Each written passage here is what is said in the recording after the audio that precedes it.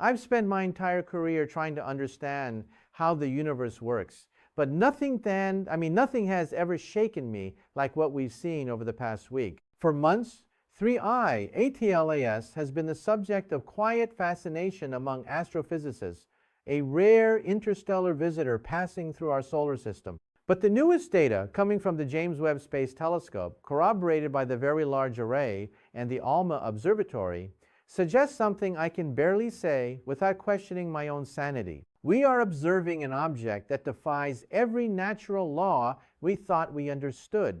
When the Webb team completed its latest deep spectrum scan, the data revealed an electromagnetic pattern emanating from the interior of 3I Atlas, structure with mathematical consistency that no known natural phenomenon can replicate. The emission repeats with perfect stability every 11.3 hours, synchronized with the object's rotation, and the waveform is not random radiation, it's coherent, organized, and precise. In astrophysics, coherence means intent. We see coherence in lasers, in control signal systems, never in tumbling cosmic debris. The signal operates primarily between 3 and 30 kilohertz, the same low-frequency range used for deep ocean communication on Earth because of its remarkable ability to travel through dense material. That's not coincidence. It's design.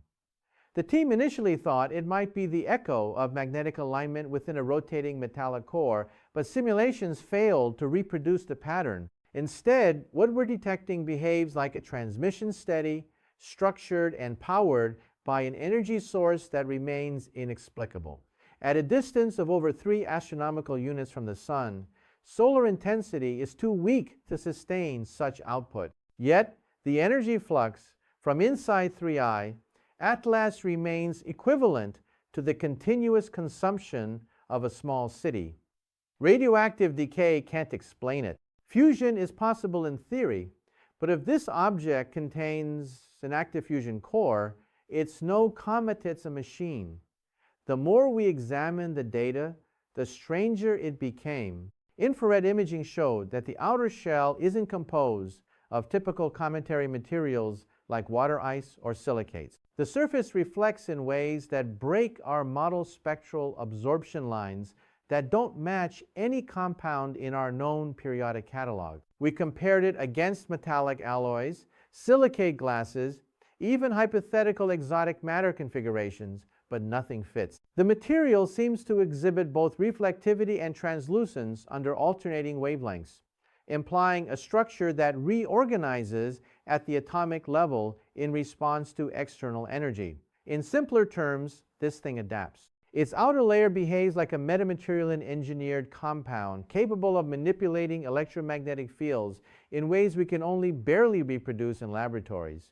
And then came the geometry. High-resolution mapping from Webb's near-infrared camera revealed patterns across the surface linear alignments, intersections forming hexagonal grids, and at least 9 circular depressions, each roughly 300 meters in diameter, arranged with startling symmetry. These are not random craters or impact marks.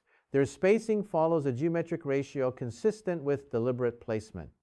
The odds of such organization arising naturally in a moving interstellar body are effectively zero. We're talking about kilometer-scale precision across a rotating structure millions of years old.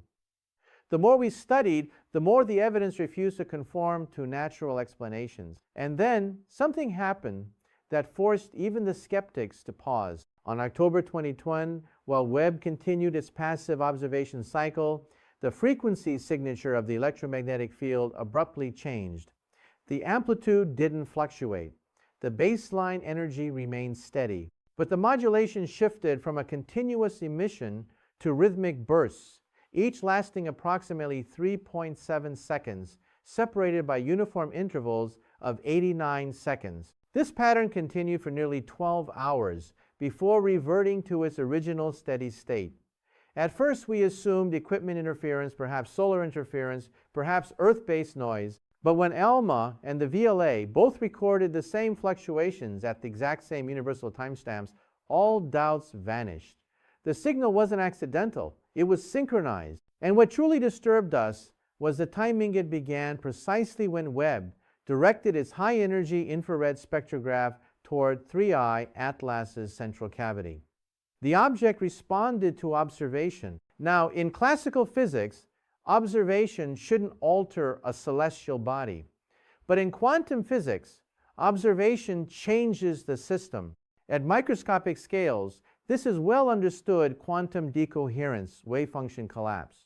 But here we're talking about a structure tens of kilometers wide, behaving as though it's aware it's being watched. Either our measurements are revealing physics we've never seen before, or we're witnessing the first evidence of technology operating on quantum principles at macroscopic scale. Quantum communication systems, entangled sensors, or something beyond even that, perhaps a consciousness expressed through electromagnetic order. I realize how that sounds, but science progresses by confronting the uncomfortable, not ignoring it. After the modulation event, our analysis teams began decoding the temporal spacing of those bursts. Every data set was cross-referenced through numerical pattern detection algorithms. What emerged was not random noise, but an intentional ratio. The transmission interval to pulse duration equaled precisely 0.04157, 3 accurate to 6 decimal placesti. Same ratio that describes the relative mass of Earth to Jupiter. That level of precision is not a cosmic accident. It's a message written in physics, using celestial constants as language.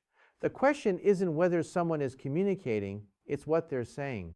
And if they're referencing the relationship between Earth and Jupiter, then they've not only mapped our solar system, they understand it intimately. That realization changes everything. It means 3I.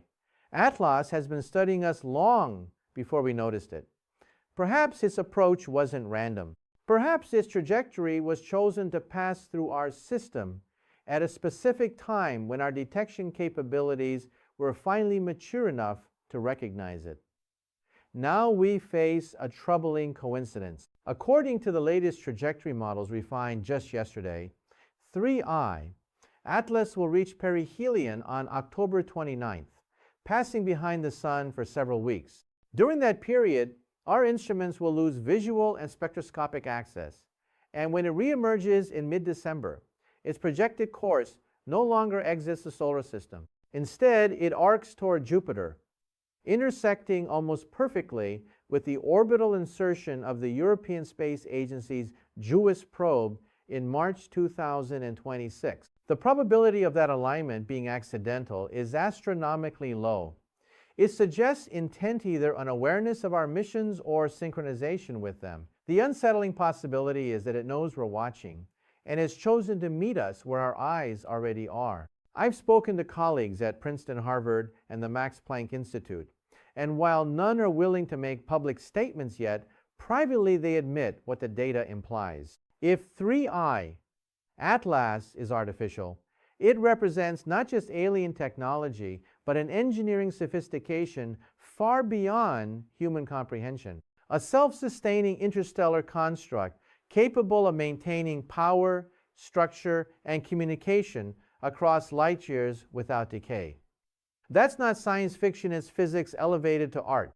Yet what troubles me most isn't the possibility that it's artificial, but that it behaves like a watcher. The data patterns suggest a form of adaptive observation transmissions altering slightly after each spectroscopic scan, as though learning from our scrutiny. We don't yet know if it's responding intentionally or if its systems are programmed to adapt autonomously. But either explanation redefines our understanding of intelligence. Humanity has spent centuries gazing into the sky, believing discovery was a one-way process, that we were explorers, not subjects. But the evidence now suggests the opposite. We may not be the ones observing. We may be the ones being observed. If that's true, then our cosmic narrative changes forever. I want to be clear, there is no indication of hostility, no energy spikes resembling weaponization, no acceleration beyond standard trajectories. But the silence of 3I, Atlas, is its own kind of message. Intelligent civilizations, if they exist, might not announce themselves with greetings. They might watch, learn, and decide when interaction is appropriate. And that's what terrifies me. Because in 5 days, as the object disappears behind the solar glare, we lose all ability to monitor it. If anything happens during that blackout deployment of smaller probes, emission of new frequencies, alteration of orbit, we won't know until it's too late. When it reappears in December, its true trajectory will tell us whether it intends to leave or stay. And if it stays, humanity will face the most profound question in its history. What happens when the universe looks back? For now, we wait. We collect data, refine models, and prepare for the moment 3i at last returns to view. I've seen enough in these last few days to know that whatever it is, it's not just a rock wandering through space.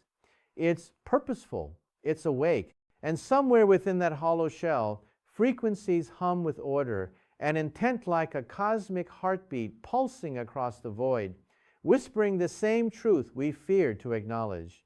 We were never alone, only unaware. And now, for the first time, something out there knows that we finally see it.